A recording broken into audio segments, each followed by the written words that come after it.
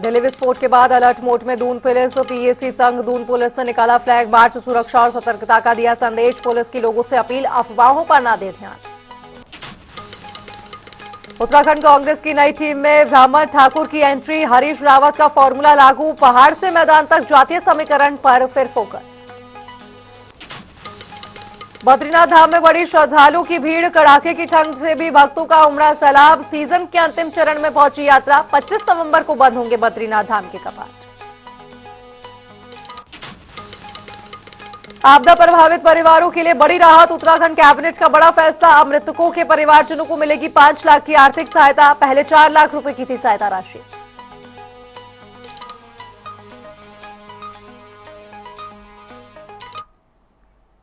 और चलिए बढ़ेंगे आगे, रुक करेंगे इस वक्त की बड़ी खबर का। बड़ी खबर आपको बताएंगे इस वक्त की बड़ी खबर आपको बता रहे हैं, जहां पर आपदा प्रभावित परिवारों के लिए बड़ी राहत दी है। उत्तराखंड कैबिनेट में बड़ा फैसला लिया गया है और ये बड़ा फैसला ये है कि अब मृतकों के परिवारजनों को मिलेगी 5 लाख रुपए की आर्थिक सहायता। पहले 4 लाख रुपए की सहायता राशि दी जाती थी और अब इस राशि में 1 लाख रुपए की बढ़ोतरी कर दी गई है। सीएम धामी की अध्यक्षता में कैबिनेट की बैठक में बड़ा फैसला लिया गया है। राज्य सरकार ने आपदा पीड़ितों के हित में ये बड़ा कदम उठाया है। आपदा प्रभावित परिवारों को ज्यादा मदद मिलेगी। अब सरकार की ओर से आपदा प्रभावित परिवारों के लिए बड़ी राहत और 1 लाख रुपए की राशि को बढ़ाया गया है। पहले जहां 4 लाख रुपए दिए जाते थे मृतकों के परिवारजनों को, तो अब यही मृतकों के परिवारजनों को 5 लाख रुपए की आर्थिक सहायता दी जाएगी। पहले ये राशि 4 लाख रुपए थी, जिसे अब बढ़ाकर 5 लाख रुपए कर दिया गया है। बीते दिन सीएम धामी की अध्यक्षता में कैबिनेट की बैठक में यह फैसला लिया गया है कि राज्य सरकार ने आपदा पीड़ितों के हित में ये बड़ा कदम और अहम कदम उठाया है। आपदा प्रभावित परिवारों को अब मिलेगी बड़ी राहत। सरकार की ओर से आर्थिक सहायता की राशि में बढ़ोतरी की गई है।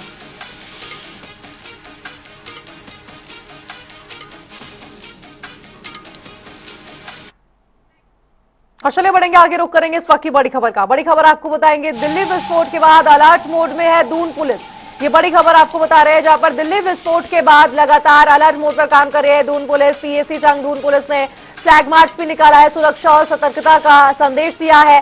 प्रेमनगर, ऋषिकेश, पटेल नगर, कोतवाली, राजपुर में भी फ्लैग मार्च निकाला गया है। ये बड़ी खबर आपको बता रहे हैं, एसएसपी के निर्देश पर वरिष्ठ अधिकारियों ने अपनी कमान संभाल ली है और पुलिस की लोगों से अपील है कि अफवाहों पर ध्यान न दें।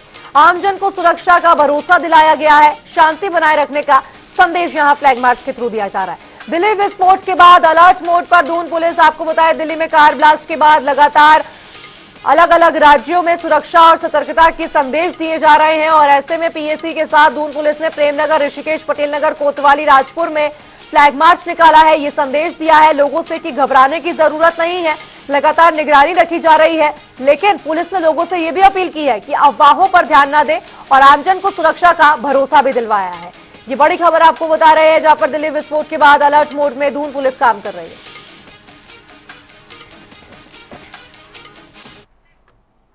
और चलिए बढ़ेंगे आगे, रुक करेंगे चमोली से आ रही इस वक्त की बड़ी खबर का। बड़ी खबर आपको बताएंगे, बद्रीनाथ धाम में बड़ी है श्रद्धालुओं की भारी भीड़।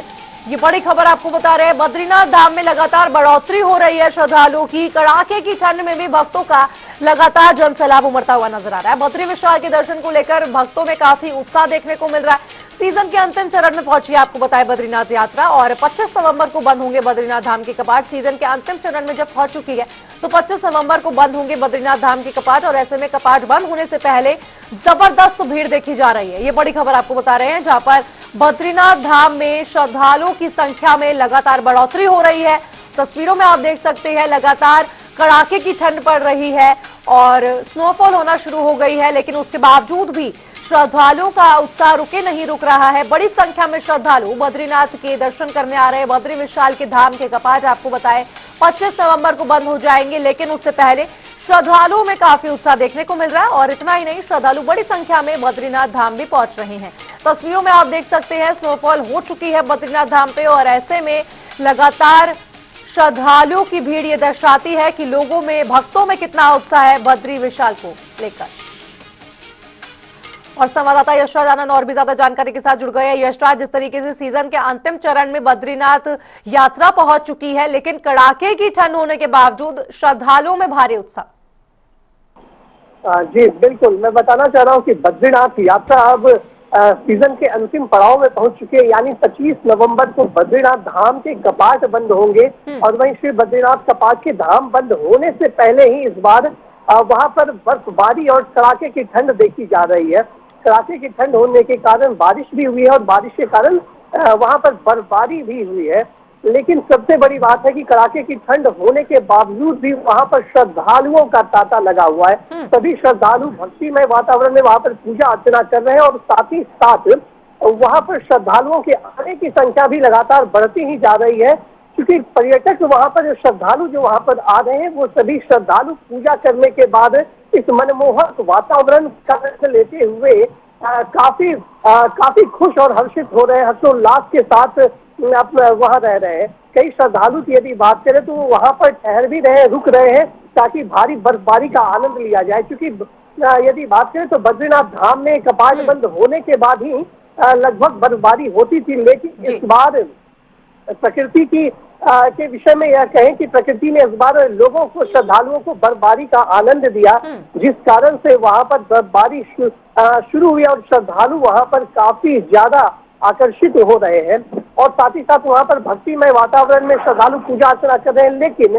सबसे बड़ी बात यह है कि लगातार मौसम विभाग भी लोगों को सतर्क कर रहा है कि वो जब भी बद्रीनाथ धाम की यात्रा करने जाए, दर्शन करने जाए, वो उस दर्शन में जरूर अपने साथ ठंड के कपड़े को ले जाए और साथ ही साथ वहां पर गर्म वस्त्र को पहने। दूसरी सबसे बड़ी बात है, प्रशासन के द्वारा भी यह व्यवस्था की गई है कि प्रशासन वहां पर गर्म पानी की व्यवस्था की जा रही है और साथ ही साथ वहां पर लोगों के रहने ठहरने की भी पर्याप्त व्यवस्था की गई है। तो इस प्रकार से बद्रीनाथ धाम में लगातार श्रद्धालुओं का तांता दिख रहा है, जो कि भारी बर्फबारी और बारिश के कारण ठंड के मौसम में भी श्रद्धालु पूरी तरीके से भक्ति में वातावरण वहां पर पूजा अर्चना कर रहे हैं। जी अरशद, बहुत बहुत शुक्रिया आपका तमाम जानकारी पर अपडेट साझा करने के लिए। ये बड़ी खबर आपको बता रहे थे चमोली से, जहां पर 25 नवंबर को बंद होंगे बद्रीनाथ धाम के कपाट और ऐसे में प्रशासन द्वारा पुख्ता इंतजाम कर लिए गए हैं। लोगों के रहने और ठहरने की व्यवस्था को लेकर भी इंतजाम पूरे हो गए हैं।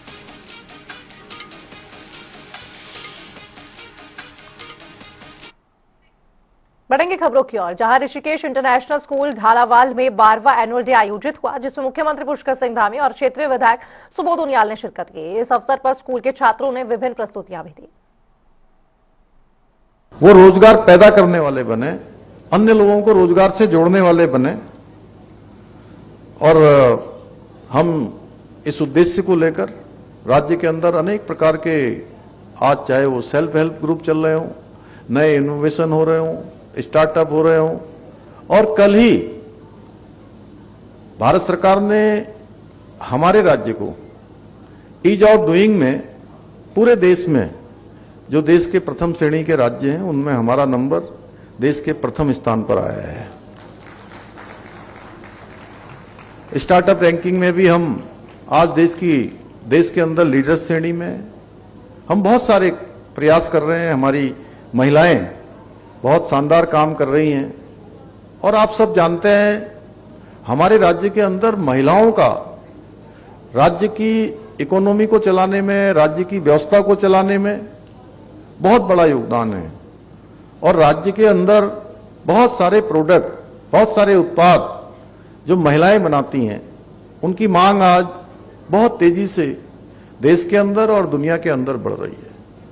उनकी अच्छी पैकेजिंग है, अच्छी क्वालिटी है और इसीलिए हमने हाउस ऑफ हिमालयाज ब्रांड एक शुरू किया था। माननीय प्रधानमंत्री जी ने इस ब्रांड की शुरुआत की थी और ये अम्ब्रेला ब्रांड, जिसमें आज जो हमारी महिलाएं, हमारे सेल्फ हेल्प ग्रुप्स, अनेक छोटे बड़े उत्पाद बनाने वाली जो हमारे समूह हैं, उनको एक बाजार उपलब्ध कराने का काम आज इसके माध्यम से हो रहा है। आपके बच्चे आने वाले समय में यहां से जब अच्छा उनका वहीं हरिद्वार के शिवालिक नगर वार्ड नंबर 13 स्थित पुलिस लाइन परिसर में सौंदर्यीकरण कार्यों का लोकार्पण बीजेपी प्रदेश उपाध्यक्ष स्वामी यतेश्वरानंद ने किया। इस दौरान सड़क चौड़ीकरण, डेकोरेटिव लाइट्स और हाई मास्टर लाइट की स्थापना जैसे कार्यों का उद्घाटन किया गया। वहीं इस अवसर पर स्वामी यतेश्वरानंद ने कहा कि पुलिस बल समाज की रीढ़ की हड्डी है, इसलिए उसकी कार्यक्षमता बढ़ाने के लिए बेहतर बुनियादी ढांचा बेहद जरूरी है। देखिए, जो हमारी हरिद्वार जनपद की जो पुलिस लाइन है, उसमें जो हमारे चेयरमैन है राजेश शर्मा जी, उनके द्वारा कुछ सड़कों का चौड़ीकरण किया गया है और उसके साथ साथ कुछ लाइटें लगाई गई है।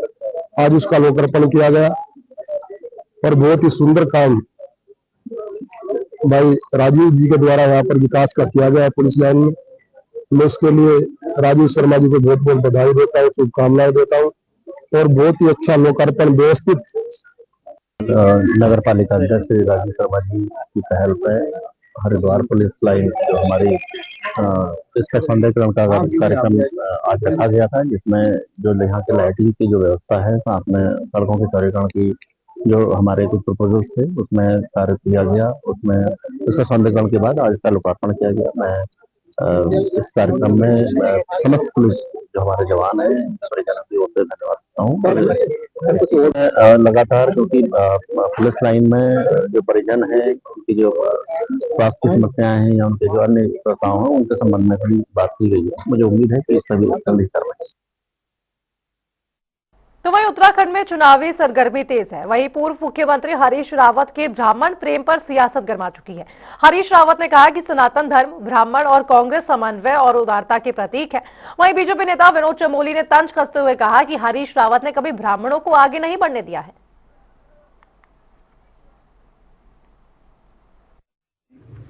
ये तीनों उदार हैं, ये तीनों सहिष्णु हैं। और दूसरी बात ये निकल गई, जरा बात आगे चलते चलते मैंने कहा जब से कांग्रेस से ब्राह्मण हटे हैं तब से जरा सा असहिष्णुता भी देश में बढ़ गई है और कांग्रेस भी कमजोर हुई है और कुछ हद तक कल तक देने वाला ब्राह्मण जो है आज मांगने वाला बन गया। तो मैंने कहा वो स्थितियां बदली हैं। पहले मैंने कहा ब्राह्मण देता था सबको।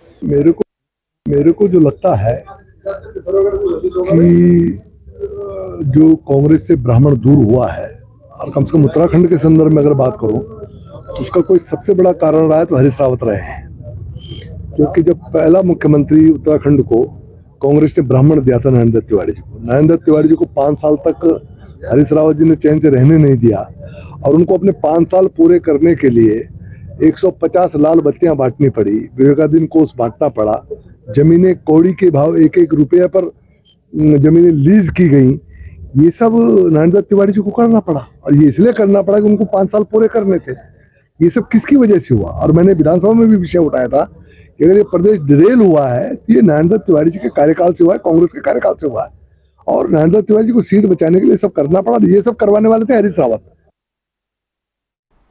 तो वहीं आपको बताएं कि हरिद्वार कांग्रेस ने उत्तराखंड में जिला अध्यक्ष की नई सूची जारी कर दी है। रुड़की महानगर की जिम्मेदारी एक बार फिर से एडवोकेट राजेंद्र सिंह चौधरी को सौंपी गई है, जबकि रुड़की ग्रामीण का जिला अध्यक्ष कलियर विधायक हाजी फुरकान अहमद को बनाया गया है। वहीं पार्टी हाईकमान के इस फैसले से दोनों नेताओं के समर्थकों में खुशी का माहौल है, वहीं कई दावेदारों को निराशा लगी है। देखिए, सब जिम्मेदार आदमी है और माननीय विधायक जी को जो हमारा ये ग्रामीण वाला क्षेत्र है उनको सब चीज बूथ लेवल तक का ज्ञान है और निश्चित तौर पर इनका लाभ सबको मिलेगा। मजबूत आदमी है, कई बारी के विधायक है। बड़ी खबर आपको बताएंगे। हरिद्वार के कंखल में देर रात गोलियां चलने की खबर सामने आ रही है। ये बड़ी खबर आपको बता रहे हैं। हरिद्वार के कंखल में देर रात गोलियां चली हैं। कार सवार बदमाशों ने युवक को गोली मारी है। ये बड़ी खबर। घायल को राहगीरों ने अस्पताल पहुंचाया है, जिसकी हालत गंभीर बताई जा रही है। डॉक्टर्स ने एम्स रेफर किया है युवक जो घायल हुआ है। पुलिस ने मौके पर पहुंचकर जांच पड़ताल तेज कर दी है। घटना से इलाके में सनसनी फैल गई है। ये बड़ी खबर आपको बता रहे हैं हरिद्वार के कंखल से, जहां पर देर रात गोली चलने की खबर सामने आई है और बीती देर रात युवक पर फायरिंग का मामला सामने आया है। कार सवार बदमाशों ने युवक को गोली मारकर घायल किया है और राहगीरों ने मदद से घायल को अस्पताल में भर्ती कराया है। हालत काफी गंभीर बताई जा रही है। डॉक्टर्स ने एम्स रेफर किया है। पुलिस ने मौके पर पहुंचकर हालांकि मामले की जांच पड़ताल तेज कर दी है और सीसीटीवी फुटेज खंगालने का काम किया जा रहा है लगातार। हरिद्वार के कंखल से इस वक्त की बड़ी खबर आपको बता रहे हैं।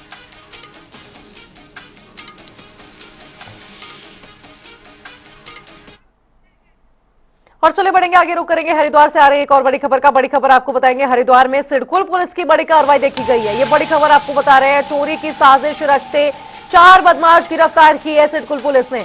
HR नंबर की i10 कार से पकड़े गए आरोपी। तलाशी में चोरी के औजार और आला नकाब भी मिले हैं। दिल्ली धमाके के बाद लगातार सघन चेकिंग चल रही थी, जिसमें ये सफलता हाथ लगी है सिडकुल पुलिस के और आरोपियों ने चोरी की योजना की बात भी कबूली है। यूपी, बिहार और उत्तराखंड की है गिरफ्तार युवक। सिडकुल पुलिस ने मुकदमा दर्ज कर जांच तेज कर दी है। ये बड़ी खबर आपको बता रहे हैं।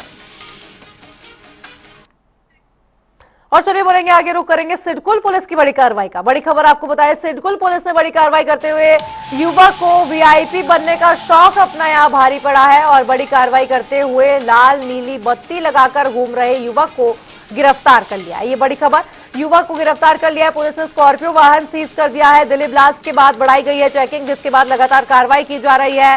किरबी चौक पर पुलिस सघन चेकिंग कर रही थी, जिसके दौरान ये ब्लैक स्कॉर्पियो मिली और युवक को हालांकि काबू में लिया गया है। दस्तावेज न दिखाने पर MV एक्ट में कार्रवाई भी की जाएगी, इसकी भी बात की गई है सिडकुल पुलिस की ओर से। ये बड़ी खबर आपको बता रहे हैं हरिद्वार से, जहां पर युवक को VIP बनने का शौक भारी पड़ता हुआ नजर आया। तस्वीरों में आप देख सकते हैं, लाल और नीली रंग की बत्ती लगाने के शौक के चक्कर में पुलिस ने चालान तो किया ही है, गाड़ी को सीज भी कर लिया है और जब दस्तावेज नहीं दिखाए गए कार चालक की ओर से तो गाड़ी को सीज करने के बाद युवक को भी हिरासत में ले लिया है। किरबी चौक पर सघन चेकिंग अभियान चल रहा था और ऐसे में चेकिंग के दौरान ये बड़ी कार्रवाई देखने को मिली है सिडकुल पुलिस की, जहां पर